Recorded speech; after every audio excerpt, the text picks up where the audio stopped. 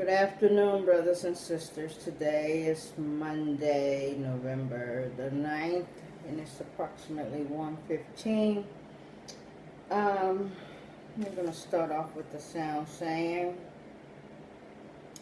This is coming from Revelations 21, verse 4, and it says, "And God shall wipe away all tears from their eyes, and there shall be no more death. And God shall wipe away all tears from their eyes, and there shall be no more death." The back of it is coming from Lamentations 3, verse 23, and it says, "Great is thy faithfulness." We're not talking about our faithfulness. Great is his faithfulness, and he is a very faithful God indeed. Even in the midst of our bad behavior, he still remains faithful unto us, and it would be nice if we could return that faithfulness towards God. Now, today's study is a continuation of what we've been doing, but I have another opening for you today. We're going to be reading a portion of Psalms 78, just a portion of it. And then I have some keywords for you. And we also have a reading. I doubt it very seriously if we're going to be able to get all of this in one taping. It's just not possible. So since I believe in taking my time with everything, we're going to slowly try to consume all of this information, and hopefully it makes sense to you. 78, Psalm 78 is a very long song. It has 72 verses to it. We will not consume it all today in bits and pieces throughout the next few days. But I'm going to focus on specific verses for the purpose of the reading today. Okay, so according to my notes, we're going to focus on verses 17, 40, and 56. So I may read the verse before and after these particular verses, or I may just read that one verse. Who knows how it will go. So let's begin. We'll start off with Psalm 78 in my Rainbow Bible, which is what I'm reading from just for this particular reading. It has to do with God mercifully guides his stubborn and rebellious people. We have read this before this year, and maybe we haven't read it this year. I know I meant to read it to you this year, but we are embarking on it now.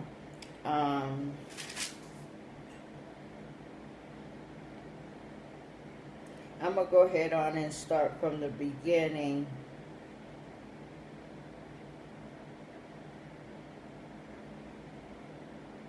And just stop at 56. This way we can cover verse 17, verse 40, and verse 56. That makes sense to me. Instead of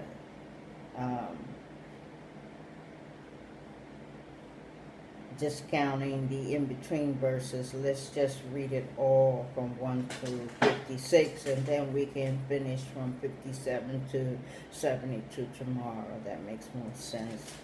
Okay, so this particular verse is talking about God's mercifully guides his stubborn and rebellious people, and this is a song of Asaph.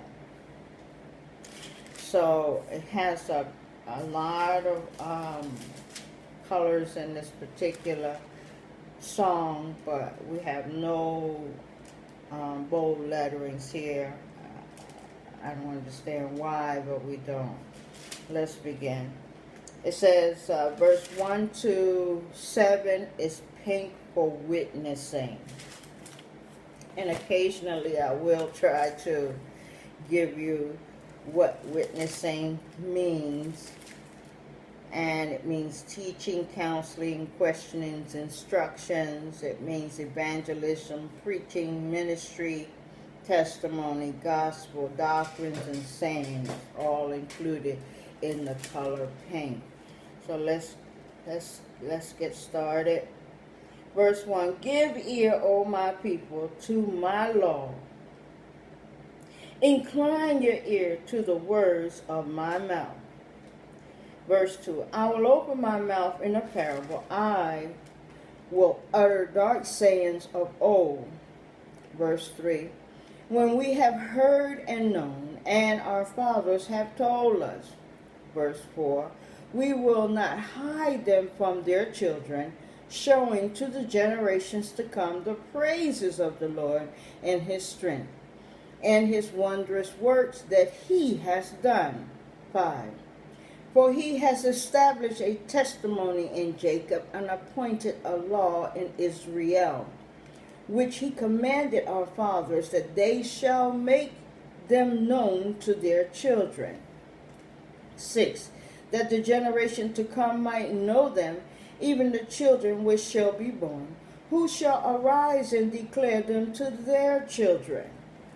7, that they might set their hope in God, and not forget the works of God, but keep his commandments. 8, 9, 10, and 11 are black for sin. Being a little bit more careful today, because I really don't want to lose anybody. Black for sin would be evil, judgment of the ungodly, death, hell, curses, condemnation, temptation, unbelief, hatred, hypocrisy, and hypocrisy. 8, and might not be as their fathers, a stubborn and rebellious generation. I'll repeat that. And might not be as their fathers, a stubborn and rebellious generation, a generation that set not their heart aright, and whose spirit was not steadfast with God. 9, the children of Ephraim, being armed and carrying bows, turned back in the day of battle. 10, they kept not the covenant of God, and refused to walk in his law. 11, and forgot his works and his wonders that he has shown them, as this world today has forgot the awesome wonders of God and the works that he has done in the past with other generations. 12 and 16 is back to pink again. Marvelous things he did in the sight of their fathers, in the land of Egypt, in the field of Zoan. 13, he divided the sea and caused them to pass through, and he made the waters to stand as a heap. If you can just imagine this, it's like walking through the sea, and the waters split in half, and the waters stand up like a wall on both sides. Now the ground that this generation walked on was dry, as if it hadn't been wet. They walked on dry ground. The walls on both sides of them was a wall of water. This is the mighty God of Israel.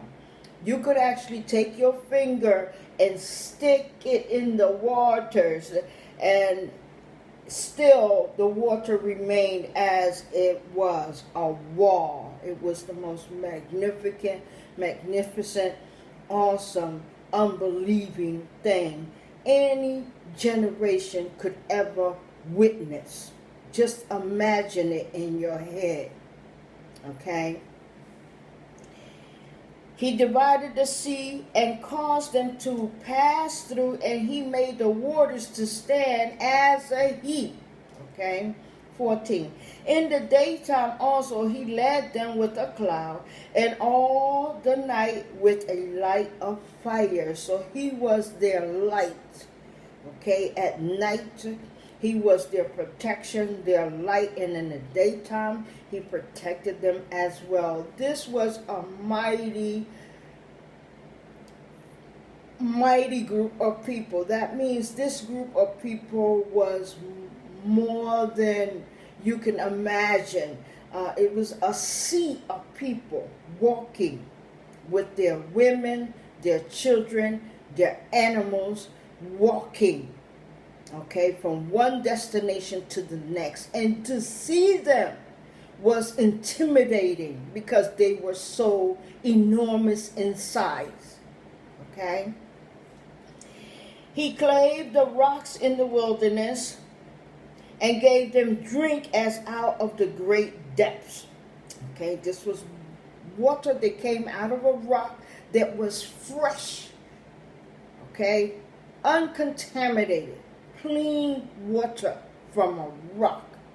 Okay, this is the God that we are ignoring today. All right. 16. He brought streams also out of the rock and caused water to run down like rivers. Right? Here's 17, one of the major verses that we were supposed to focus on. And they sinned yet more against him by provoking the Most High in the wilderness. So once they got through that water, of course, they celebrated when they reached the other side. And of course, when they saw the Egyptians coming, you can see the smoke from the horses' feet. You could see that from a distance. So they were closing in on them, but they all managed to reach the other side. Every last Israelite reached the other side, and then the walls of the water folded as the Egyptians were gaining upon them. Before they could reach the other side, the waters folded and drowned all of them. Okay, so of course a celebration. But after this, now this is what they did. They sinned yet more against him by provoking the Most High in the wilderness. 18. And they tempted God in their hearts by asking meat for their lust. So they became hungry, and instead of bowing down and praying to God for meat, they complained. And you know, God is a sovereign God, and his abilities are unlimited. So even if you speak not the words out of your mouth, he can read your heart. Okay? 19. Yea, they spoke against God. They said, can God furnish a table in the wilderness? Arrogance in that verse there. You can hear the arrogance in that verse there. Yea, they spake against God. They said, can God furnish a table in the wilderness? 20. Behold, he smote the rock, that the water gushed out, and the streams overflowed. Can he give bread also? Can he provide flesh for his people? Arrogance again. 21. Therefore the Lord heard this and was warped, as a fire was kindled against Jacob, and anger also came up against Israel. 20 through 22. Because they believed not in God and trusted not in his salvation.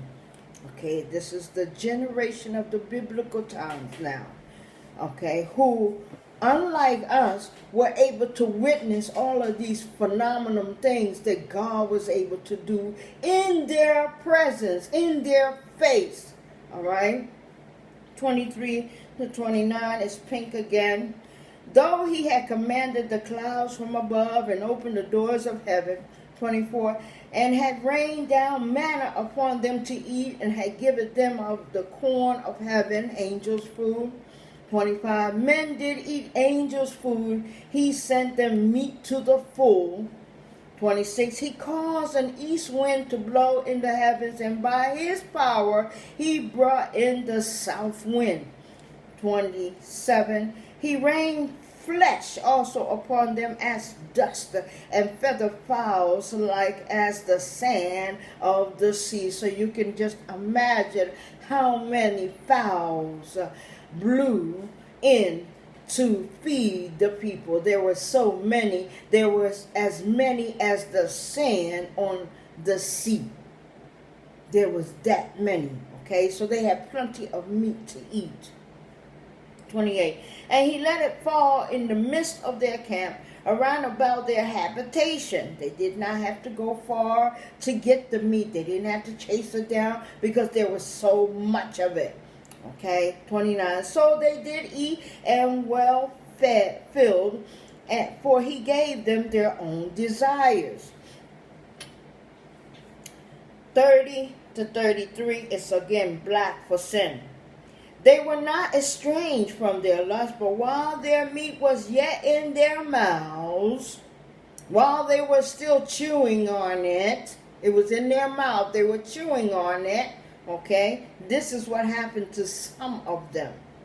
The wrath of God came upon them and slew the fattest of them and smote down the chosen men of Israel. So yes, he did kill quite a bit of them on that day. Okay, they choked upon the meat they were eating.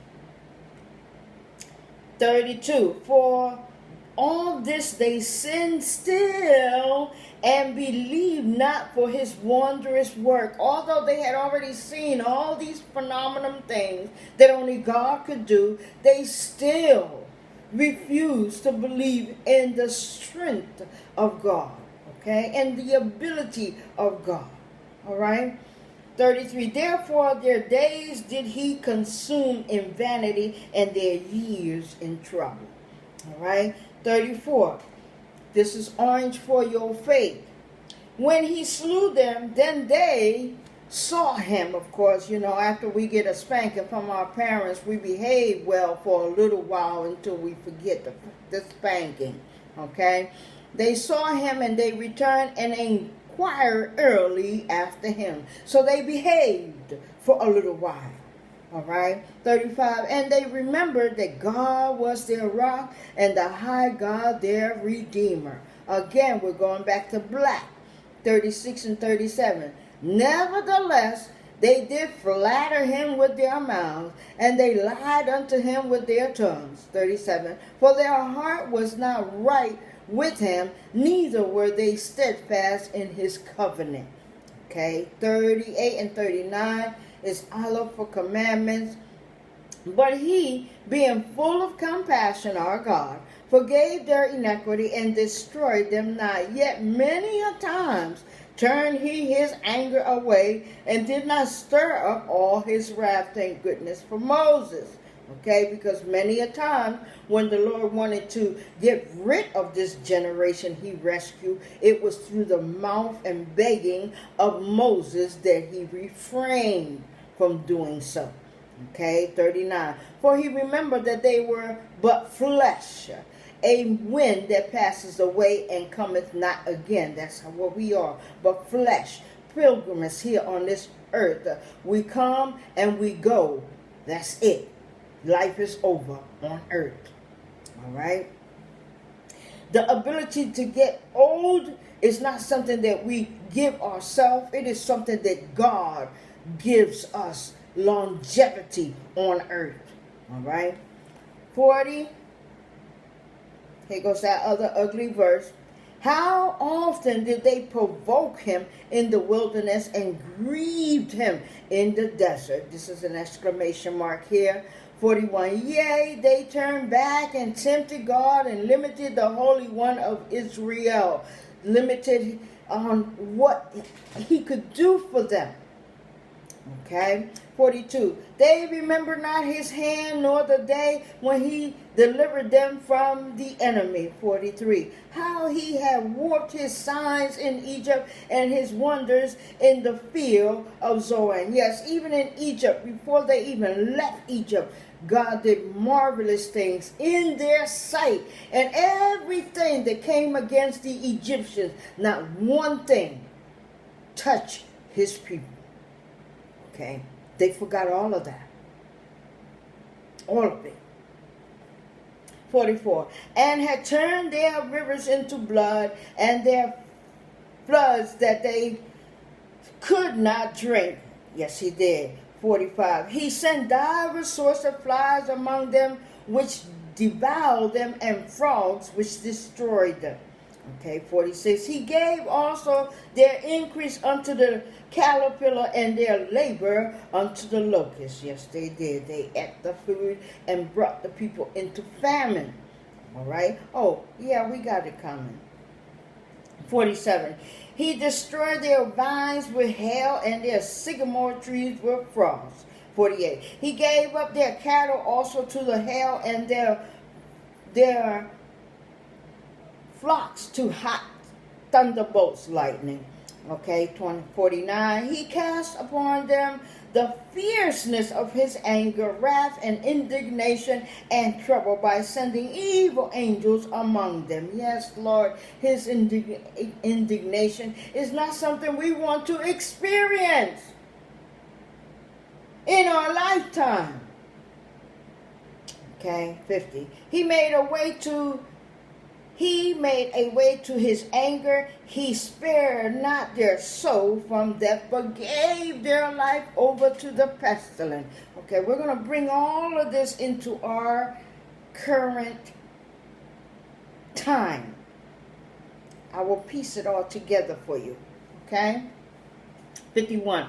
And smote all the firstborns in Egypt, the chief of their strength in the tabernacle of Ham. Okay, we're going to stop at 56. 52 and 53 are Allah for commandments, but made his own people to go forth like sheep, and guided them in the wilderness like a flock. 53. And he led them on safely, so that they feared not, but the sea overwhelmed their enemies. Remember, I told you that when the Egyptians were nearing them and they were halfway through, that the waters folded and consumed their enemies. Okay, 54 and 55 is blue for salvation. And he brought them to the border of his sanctuary, even to this mountain which his right hand had purchased. 55. He cast out the heathen also before them, and divided them in an inheritance by line, and made the tribes of Israel to dwell in their tents. Okay, here comes the last three verses, which are brown for Satan, and we haven't seen brown yet, but let me read what all is included in the color brown. False teachers, idolatry, destruction of idols, demons, devils, serpents, evil spirit, false prophets, false worship, witchcraft, and antichrist. Now, all of this is going on now. False worship. What's false worship? When we take something that is sacred and we change the way we do that which is sacred. Okay? When God comes back, when Jesus comes back, when he asks you for wine, you are not to give him grape juice. Okay, when he has communion, everyone within range of him will be able to sip from the wine that he gives. Everyone will receive the bread of his life. Everyone. But if you go into a church today, whether it's Catholic or any other denomination, people have changed the way communion is done today. That is a very sacred and holy thing we do in remembrance of God. We are not in remembrance of Jesus Christ. We are not supposed to alter it in any way, shape, or form, regardless of what's going on in our world. All right? Let's go to these last three verses. Yet they tempted and provoked the Most High God, and kept not his testimonies. 57. But turned back and dealt unfaithfully like their fathers. They were turned aside like a deceitful bow. 58. For they provoked him to anger with their high places, and moved him to jealousy with their graven images. Okay, we're going to stop there because we were supposed to stop at 56. Now let me take you here. Okay.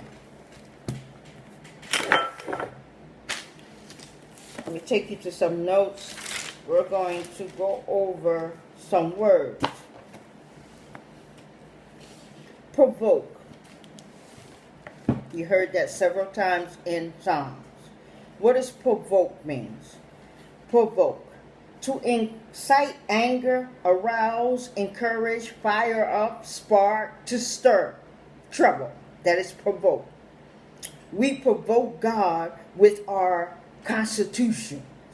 We provoke him. Okay, because much of our Constitution goes against that which he has given us in the Ten Commandments. All right?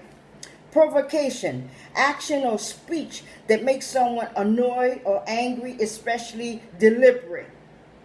Okay, this was one of the issues that went against the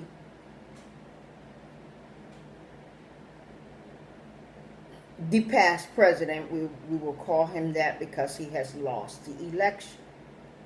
Okay, whenever you are giving such an enormous gift, that is a gift from God to be the leader of a nation. It's a gift that you should not take lightly.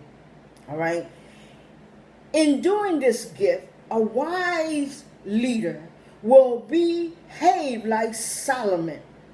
Okay, you will want to judge the people or rule the people in righteousness. And this is why Solomon asked God for what? Wisdom. Because he wanted to rule wisely, righteously in the eyes of God. This is why he asked for wisdom. He didn't ask for his life to be extended. He didn't ask for riches. He didn't ask for any of that because none of that mattered. He asked for that which mattered, wisdom.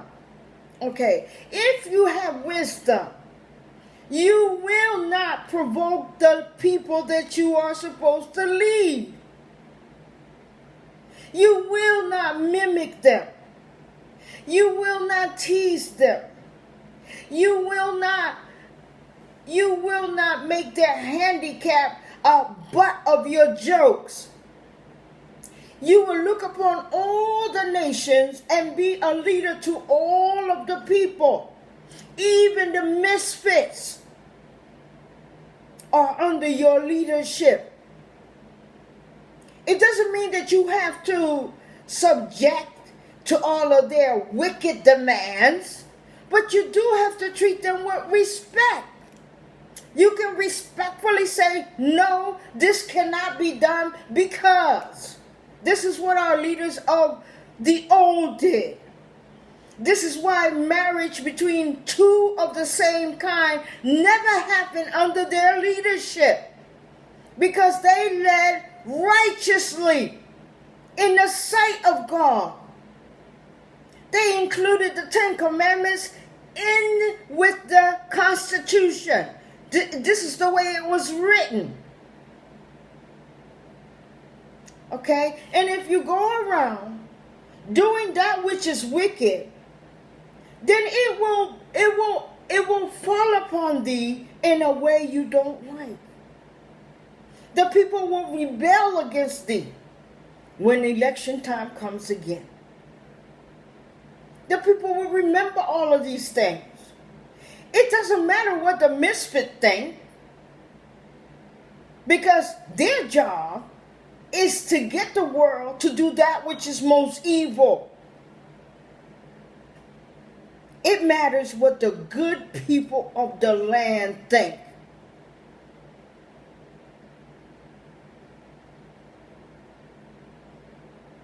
Okay?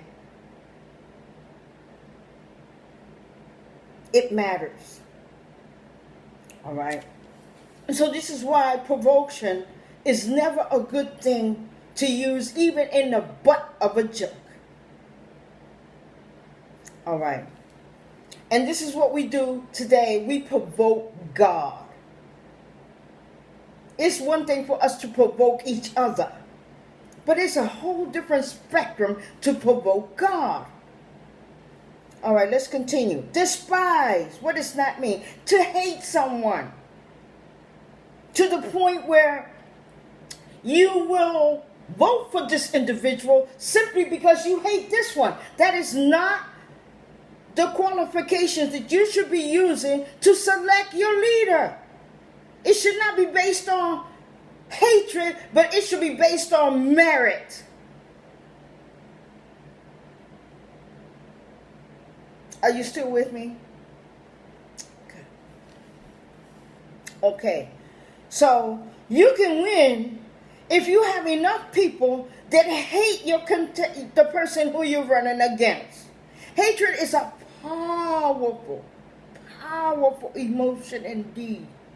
And it will drive a person to do the unthinkable. Hatred will take away that which God has given thee. Because in some ways, when you provoke someone, you are increasing not the love for you, but the hatred for you. Okay, bide. What does that mean? To command, to order, to direct. This bide word is written in the chapter that we're supposed to read. Okay, because there was a time, during the time that the Israelites were in the wilderness, that Moses and Joshua were almost stoned. And the people were thinking about getting another leader and heading back to Egypt. All right?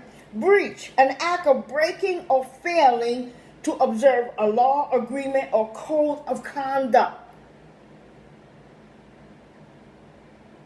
Are you still with me? Good. Okay, what are some of the, before I can even tell you some of the things we have breached, let's go to the next word. Defile. Defile. When you defile something, you make it dirty.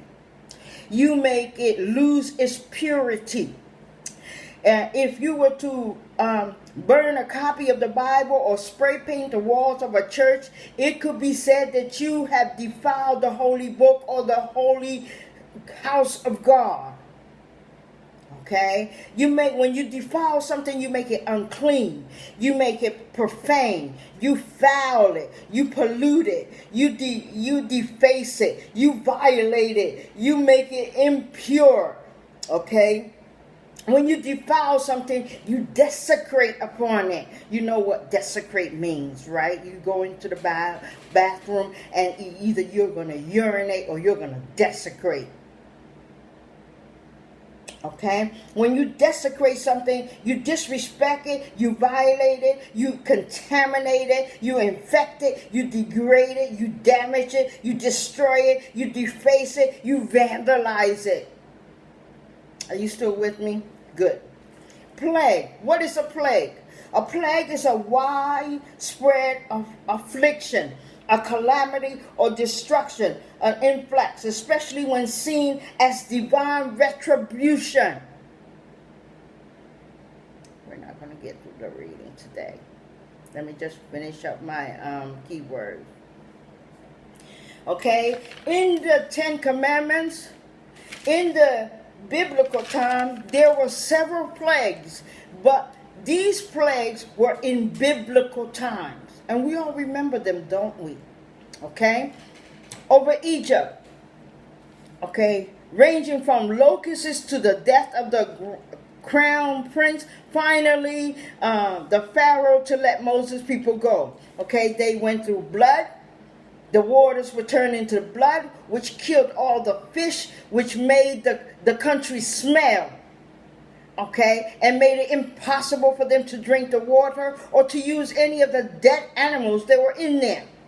Okay, then they had the frogs that swarmed, covering everything in the land and entering the houses and the bedrooms of all the Egyptians only. Then you had the lice, then you had the wild animals, then you had the pestilence, you had the boils, you had the hail that destroy all the crops, you had the locusts, you had the moments of darkness, you had the death of the firstborn was the last one. Okay? Um, Now, let's tie it into today. Okay? We have had moments in our lifetime that are mimicking the plagues of the biblical time. Okay? You have had the toad infestation in Greenland and Florida. You have had the blood red flows through the taps in Town.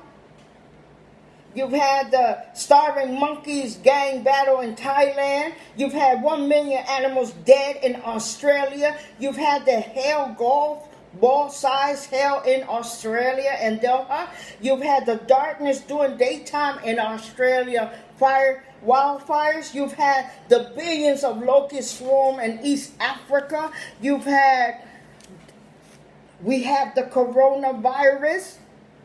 Okay, that has killed, just in the United States, 10.1 million cases. Out of that, 239,000 dead. India, 8.55 million cases, 127,000 dead. In Brazil, 5.66 million cases, 162,000 dead. In Russia, 1.8 million cases, almost 31,000 dead. In France, 1.79 million cases and almost 41,000 dead.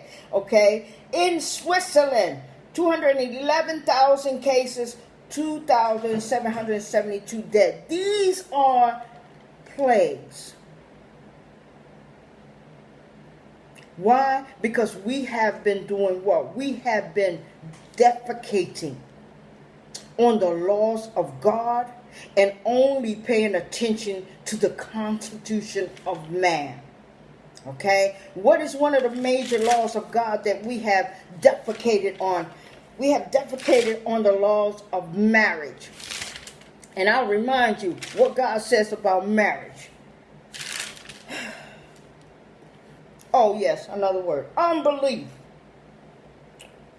Lack of religious belief. Absence of faith. Atheism. Cynicism. Disbelief. Doubt. Skepticism. Godliness. Okay? We have defecated on the Institute of Marriage. Thank you to Obama for that. What does the Bible say about marriage? In Genesis 2:24, it says, "Therefore a man shall leave his father, and his mother, and hold fast to his wife, and they shall become one flesh." 1 Corinthians 7:2. But because of the temptation of sexual immorality, each man should have his own wife, and each woman have her own husband. It doesn't say each man should have his own man, and each woman have her own woman, does it?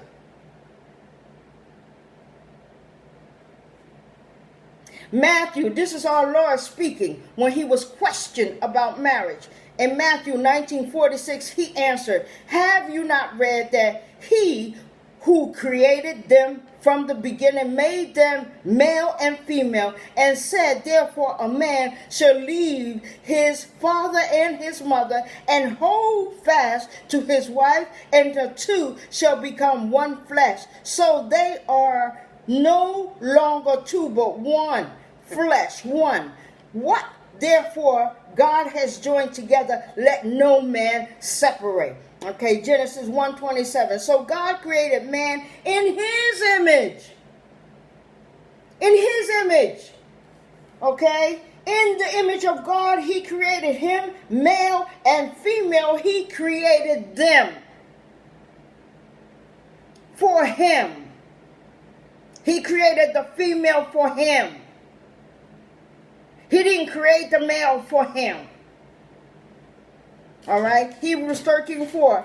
Let marriage be held in honor among all, and let the marriage bed be undefiled, for God will judge the sexually immoral and adulterous. We will stop at that. So this pandemic is another plague in our time. And I'd like to take the time to congratulate the new President of the United States of America, President Joe Biden, and Vice President Harris. It is God's choice. It wasn't the people's choice. Let me say that again. It is God's choice. It wasn't the people's choice. God selects our leaders. Okay? And for many reasons. Like he took the kingdom from Saul and gave it to David. In this day, he can take it from you and give it to another who's better. How do we know that the man is better already? But because when the man made a speech, he used the words of God. He went ecclesiastic on everyone.